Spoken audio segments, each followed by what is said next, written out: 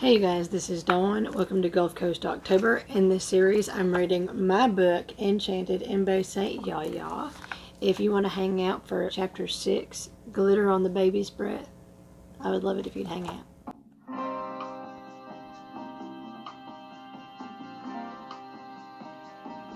Glitter on the Baby's Breath. Saturday was uneventful, but Sunday was interesting. I woke up to the sound of Moose and Murky bounding to the back door for their morning ritual. It doesn't mean Frank is out of bed yet, it just means he has opened an eye. It only has to be one. I heard the same thing every morning. First the dog collars jingle, then the thud of two 60-pound dogs hitting the floor. Next was a stampede. Frank stretched so hard that the bed creaked, while he loudly yawned a swear word. The only change in routine is the day of the week. He is up at 5:30 on Monday through Friday, but the weekends are anybody's guess. "Want me to get the door?" I hollered. "Sure," he hollered back. The dogs seemed a little concerned when they saw me instead of their daddy, but after a few glances toward the hallway, they resumed to their intended destination. These guys turned to bucking bronchos once their feet passed the threshold. Murky, as usual, knocked into the barbecue grill and he stumbled sideways off the porch, but he didn't skip a beat otherwise. Moose headed straight for the potty spot and kept his eyes locked with mine the whole time. I was quite uncomfortable about it, but for some reason I couldn't look away. Maybe it was part of his newfound urge to bond with me, and I'm just really glad that humans don't do that. Neither of them looked interested in coming back in just yet, so I decided to make Frank's coffee. The clock on the microwave said 5:38, so much for sleeping in. It was early, but the sky was already fading from that fiery sunrise to a clear blue sky. I thought Frank was still in bed, so I yelled out again, "Which one of these? Green or orange?" "The orange one," he said, walking up from behind and scratching his armpit. "The green one is for wimps like you." He poked my lower back, and I got annoyed. "Whatever," I replied. As I walked off and I let him figure it out on his own, I heard a paw scratch the back door, so I let the dogs in. I went back to the bedroom to get dressed. I wasn't too keen on my brother's attitude that morning, so I figured I'd be better off to go and be around people that like me. "Going to hang out with old people?" he asked. I rolled my eyes and closed the bedroom door. As I was figuring out what to wear and what to throw into my backpack, I heard a collar jingle by the door. That's odd. I opened the door, and there sat a big, fat, sad face with eyes like ebony saucers. I shrugged, and he wasted no time jumping onto the bed, curling up into my stuff, and making himself at home. My grudge was not completely healed, but I didn't send him away. I had already dressed and was putting on my makeup when I noticed through the mirror's reflection that Moose was watching my every move. I wasn't convinced yet that our heart-to-heart the other day could turn a vicious dragon into a bunny, but I took the bait. I got up really close to him, close enough to touch foreheads with him. "Hello, puppy doggy," I said. I guess that was just the right thing to do, because his butt started to wag to and fro like a windshield wiper, but it didn't keep me dry from his aggressive, wet dog kisses. All right, I yelped.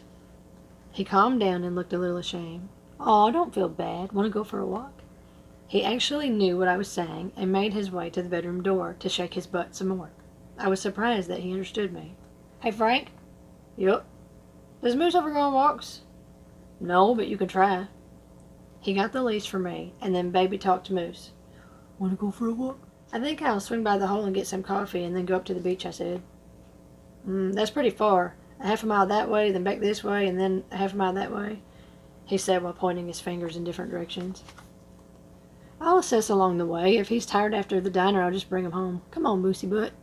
Moose wasn't the kind of dog that could run alongside a bike, so that was out of the question. That was quite all right, but his slow pace for the first 50 yards past the driveway almost tempted me to turn back and call it a good try.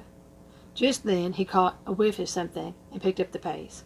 I figured out quick that he could smell the sausage on the griddle at the diner. It made me wonder if Bird was there or if someone else had maybe come in and happened to have ordered his favorite.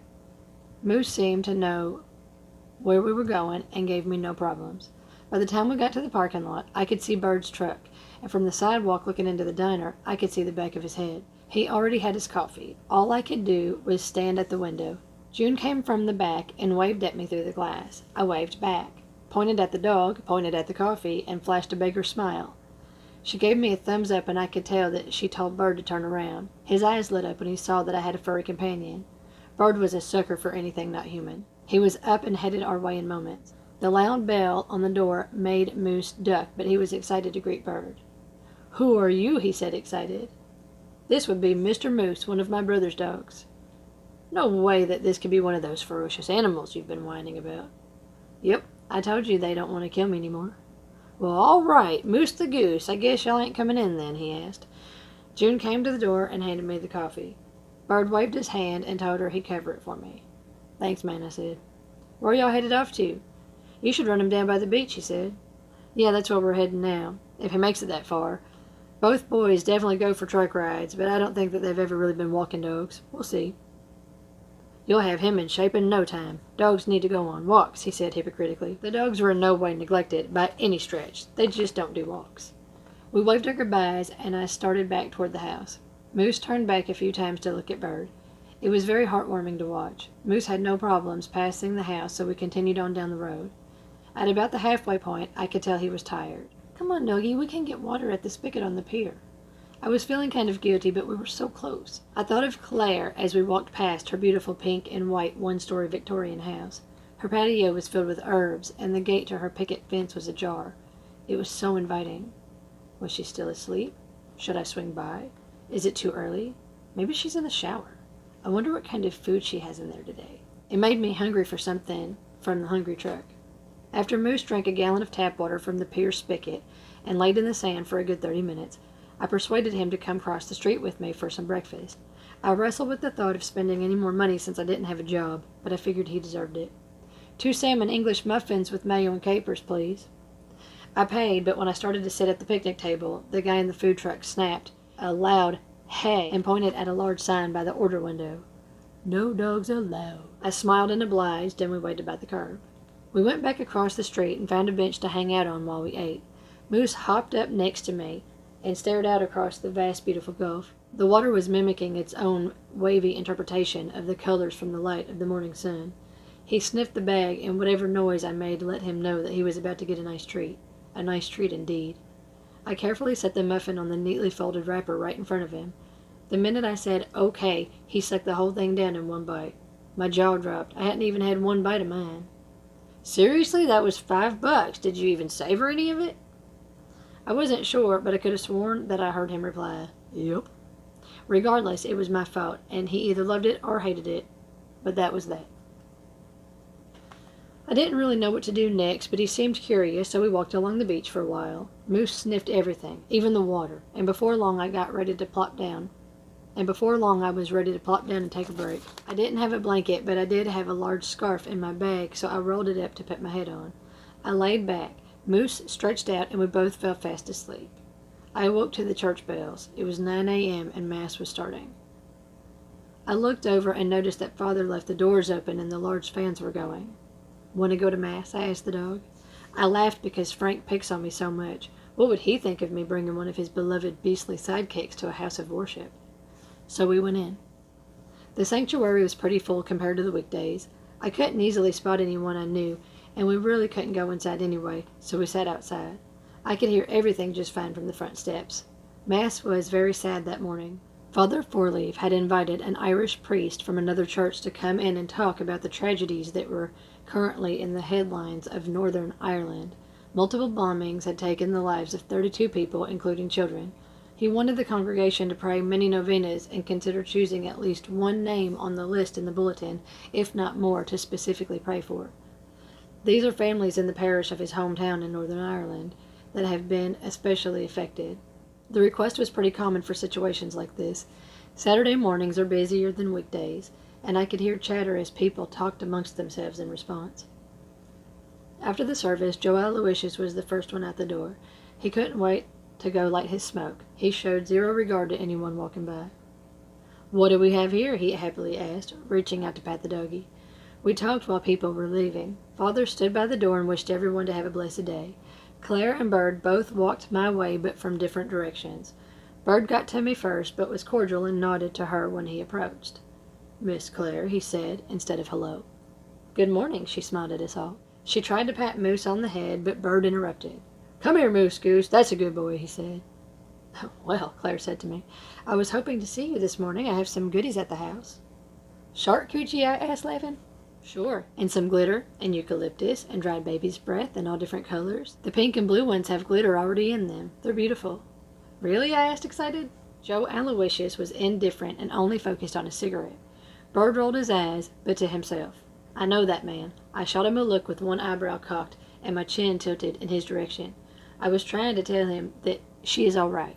He looked away toward the water with his hands in his pocket. He rocked back and forth from his heels to his toes to soothe his jealousy. Well, I gotta get home. See you later, doggy, he said with an attitude. Let me hitch up the road with you, Joe hollered at him. He had to jog to catch up with Bird. They hopped in the truck, and they were on their way. Bird didn't even look back. Goodness me, Claire whispered as she shook her head. He's not really that bad. It just takes him a red-hot minute to come around. Honest, Mary and Bird are at it all the time, but they're good friends. It's just how he is. Well, to each his own. Anyway, I've found a teeny-tiny drill bit that can put a hole in any shell, twig, or embellishment. Would you like to come over? Sure, let me get Moose home. Oh, he'll be fine. I'm sure he'd like some fresh turkey. My brother might worry. I tell you what, we can call your brother and we can see how he feels about it, she said. This sounded fine to me. We piled up in her '65 convertible Cutlass, Moose jumping into the back seat straight away. He hung his head out the side and seemed to appreciate the slow pace. His tongue hung out and he winked his eyes in pure delight. He seemed happy to travel off his feet. Claire's house, like everything else, was only a few blocks away, and we were there in no time. I went straight to the phone without paying too much attention to anything else. I called Frank. He suggested he'd come get the dog and scolded me for wearing him out as he had planned to take them fishing. We'll just take Murky then and leave this one here, I suggested. Murky will take off without Moose. I didn't know you were going to be gone all morning with my dog. I'm sorry, I just wanted to take him out for a bit. Well, don't forget whose dog he is. Whatever, just keep him. I'll see you later. He hung up. Moose snorted and laid down on the cold kitchen floor by the window. Claire laughed. Then she stood tall and proud by the old dining table and motioned her arms out for me to check out all the crafts she'd gathered up for me. It really was a loot. There was all sorts of dried plants, different kinds of jars, clay mugs, ribbons, brown twine, glitter, glue, and more. In a large, beautiful salad bowl was a mess of local shells, mostly oyster shells. There were classic white ones, some tinted yellow, and my all-time favorite, the small blue ones. There were also some black mussels, very fragile but beautiful and iridescent, as well as some good old jingles, cockles, and scallops. Holy smokes, this is really cool, but I can't afford all this. I just usually find things on the ground and... No, ma'am. This is all yours. If you'll use it, of course. I didn't expect you to pay. Actually, if you remember, I told you that I'd be paying you. I was completely tickled. Immediately I started touching and smelling everything. I wasn't too worried about getting paid, but I felt very loved. I was trying to wrap my head around it. Dear, you don't have to be alone. You have your brother and you have your friends, of course, but I can give you something that they cannot. I know you miss your grandmother, and I think you're missing your potential. Your mind and your talent weren't on par with your schooling years, I take it. Schools aren't structured for minds like yours. So many people your age will work at a grocery store for the rest of their lives. But not you, dearie. No way. I was already pairing up different doodads and flowers with ribbons and orifices. I really got a kick out of mixing the blue ones with the tan ones, but I struggled having an abundance of materials. It's too much, I whispered. No such thing. No, seriously, I am not used to having so many supplies. I just go with the flow. I find something on the ground, I pick it up, I decorate it. Well, okay then, close your eyes, she said. I didn't ask questions. I was learning to enjoy these eyes wide shut games. She wanted me to be aware of the items on the table. That left an impression in my mind. Unfortunately for me, it was almost photographic. So she went with plan B. Keep your eyes shut. I'm going to hand you a coin. Then I'll turn you around 3 times, walk you around the table 3 times, and I'll randomly stop you. Then I'll face you toward the table. I'll get dizzy. Good, she laughed. Then what? You'll see. Around in circles I went, and around the table a few times. I really couldn't figure out any more as to which part of the table was in front of me, but I could tell the kitchen sink was somewhere behind me. Or was it to my left? I could hear it dripping. Now, dear, eyes shut. Toss the coin onto the table. Okie dokie. I tossed the coin, but a little too hard. I heard it hit something soft, and then the floor. Moose's nails started clicking across the kitchen. Damn, I'm sorry, I laughed. That's all right. Let's try her again. Claire pushed the coin back into my palm. I softly tossed it, and I could hear it hit a seashell and then land in some dried floral items. Okay, now keep 'em shut. I'll be right back. Don't peek. I heard a swoosh, some clicking, and some rustling of the stuff on the table. Then I heard the front door open. I waited for about 3 minutes before I had to open my eyes. I was getting tired and I could hear Moose walking around toward the open door. I looked around. The table was completely clean except for a single jar. The sink wasn't behind me at all, so much for intuition. Just then Claire came back, clapped her hands together, and suggested we go for a walk. Where'd all the stuff go? I asked. What stuff? She asked with a wink. I grabbed the jar and all three of us set off. We walked in the direction of my brother's and I picked up a few doodads along the way. I found a seagull feather before we even passed the mailbox, and I'm a sucker for the small pink and yellow gravel pebbles that litter the road all through this area. They are made from worn down quartz and have an amazing energy. Moose started to head to the corner of Claire's fence to mark. I noticed Claire put her hands close to her face, so I started after Moose to guide him to the tree line. Just then I saw a sprig of violet dried baby's breath. The sun caught the glitter and it twinkled like little stars. Aha! A clue! Are there any more? Claire shrugged and said, I have no idea what you're talking about. I kept looking with no avail but continued to pick up anything I found magical. I even scored a dirty broken metallic Mardi Gras bead.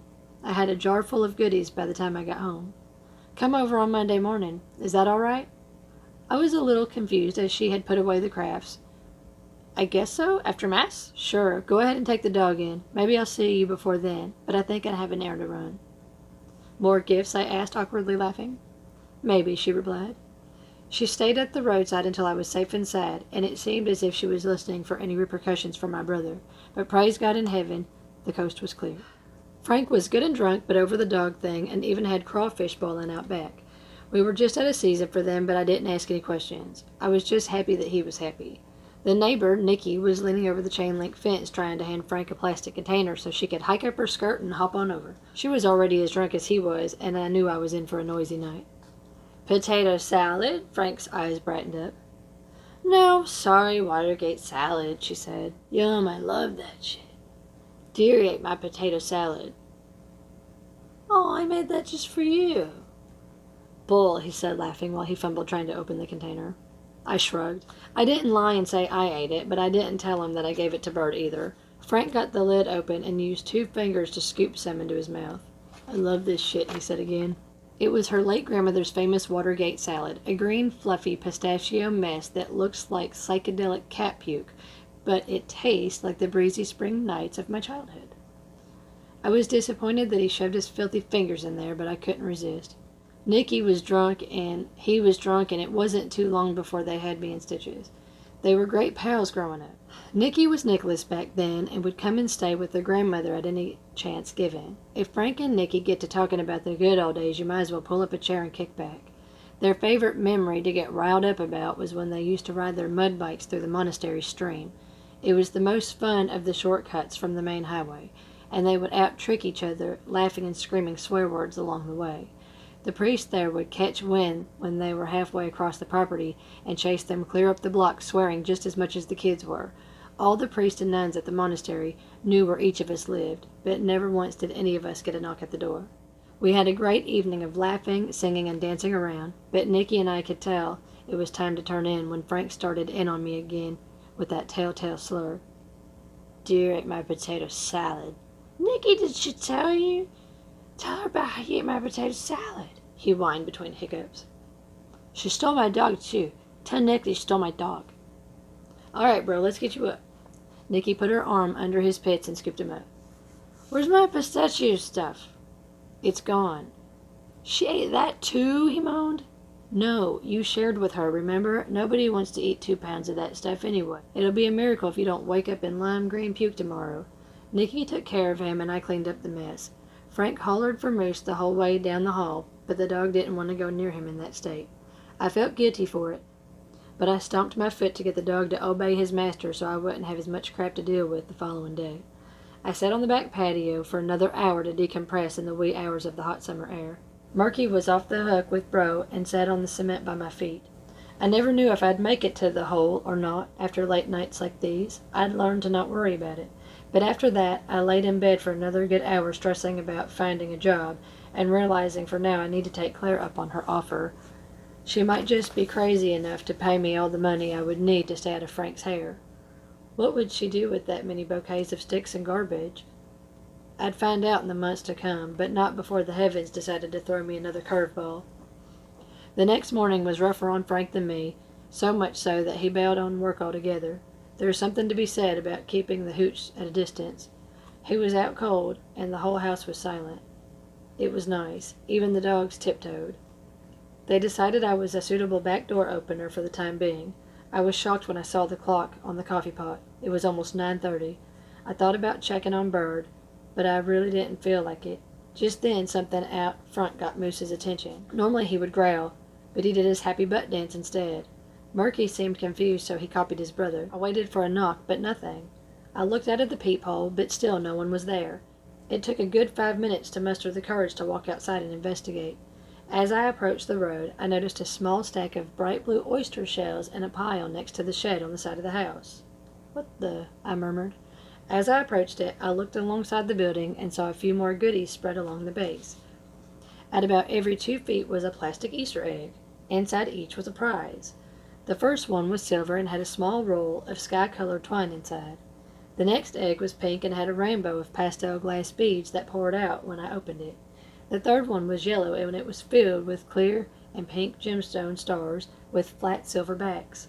The last egg was gold, and inside that one was a $50 bill. She drew a goofy bunny face on it and a note that said, "Happy Easter." I laughed at my silly friend, filled my shirt with goodies, and headed back toward the house. I kept my eyes peeled for eggs. On the windowsill by the front door was a bottle of clear glue with 2 permanent black markers. One with a thick tip and one was fine. I spent the entire day playing. I rummaged through the shed for old containers. I even found an old tin oil can with a gray and blue seashell on the front of it.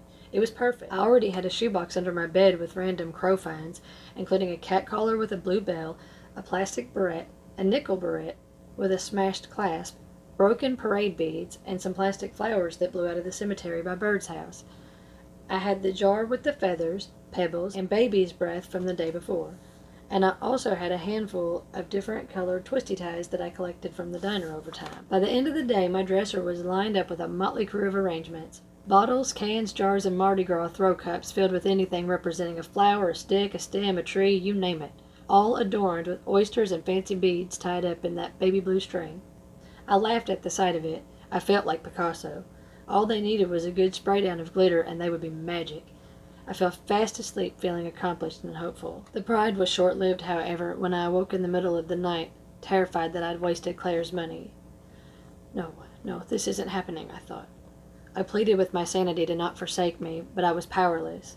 My quirky creations now looked like pathetic piles of nonsense that you'd find on the counter of a public bathroom in a nightmare. I didn't want to trash them, but I couldn't look at them. I put them in the back of my closet on the floor where I couldn't see them. I was dressed before my brother came down the hall. He poked his head in and asked where they were. "Who?" He pointed at the dresser top, now empty save some tiny bits of twigs and dried plants. "I don't know," I snapped. His face gave me pity, but he didn't press the issue. I figured I'd finally get cracking on finding a job, as I knew I'd have to give Claire her money back. I wiped my tears, straightened my ponytail, grabbed my backpack, and hopped on my bike. Tears streamed down my cheeks as I rode to the hole. The wind on my face was no match to dry anything. My heart felt broken. My old thinking was back with a vengeance and convinced me that it was all a setup to watch me fail. I had no intuition. I wasn't growing. I was just crazy. I cursed God and Claire together. I just wanted to see Bird and pretend like I never met her. I was so relieved to see that old gray truck in the lot. I shook off the pain the best I could and practiced pretending like everything was better than good. I was propping my bike against the building when I made eye contact with Joelle. He waved big and I wondered if I was dreaming. June walked past him from behind and she whacked him playfully on the back of the head with her dish towel. Mary was there and in her usual spot, and Bird was too, but he didn't turn around, so I wasn't sure what to expect. It felt like I hadn't been there in months. "Well, dang her, I ain't seen you in a month of Sundays," June hollered at me. It hadn't really been that long. It was just an expression. Bird finally turned to look at me. He tipped his hat and tried to play coy, but on jerk reaction second take he saw that I was fronting. The bell on the front door was louder than normal and threatened to break my cool. I was walking toward our table when I could feel my neck getting hot. Bird slid to the wall and gave me room. His arm was around me before my rear even touched the seat. I buried my face into his armpit and I started sobbing. Please don't be mad at me. You're my best friend, and I was just doing what Father wanted me to do. I can be friends with whoever I want, but she was going to help me find a job," I cried. "But we didn't, and I owe her a bunch of money, and you're my best friend, Bert. I'm sorry." It's okay, shh." Then he pulled me back, took off his glasses, and bowed his head shamefully. June walked up and stared at me hard, focusing in with one eye more than the other. She looked like a pigeon sizing up a cracker on the ground. But then she became animated, and her Cajun accent came out. She threw her hands up with her arms wide, and I knew I was about to hear a lecture. "Hold on just a minute, child. Why in the world would you owe Claire money? Believe it or not, I know her. She is good people, and I have it on good authority that she is a professional at helping young ladies like yourself figure out how to restore their soul's purpose." Everyone shifted their attention from me to her, then back to me. I was so confused. June pulled up her chair, and I was surrounded by friends. I felt safe, and I told them everything. Well, not everything. I did not mention that I am slightly concerned that she may be the Beldam of Storyville. I left that part out. I did, however, tell them everything else. June wrestled with how much she should tell me, but she did fess up that Claire was indeed lining something up for me. At first that made me feel better, but then I couldn't breathe. As much as I hated retail, I needed a job more than I needed to be making garbage jars for $5 a pop. I need the heat to be off me. I gave myself permission to put the mask back on. I convinced everybody that I was feeling better. We spent the morning drinking coffee, eating too much pie, and cracking jokes. Just before everyone started to stir to get up to go to Mass, I convinced them that I needed to go home and take a nap. What I actually did was borrow the Holes' phone to bail on Claire, and I spent the morning filling out job applications. That was a long one. If you hung out for that, thank you so much, and I hope to see you in the next chapter. Am I rocking? I kept looking with no avail, but continued to. Joanne Louise was. Welcome to Gulf Coast October. Welcome to my house, my shoulder. And the gate to her picket fence was ajar. It was so inviting. I can't remember to read all that. The plank. I sat on the back patio for another hour to decompress in the wee hours of the sun. Why can't I read this?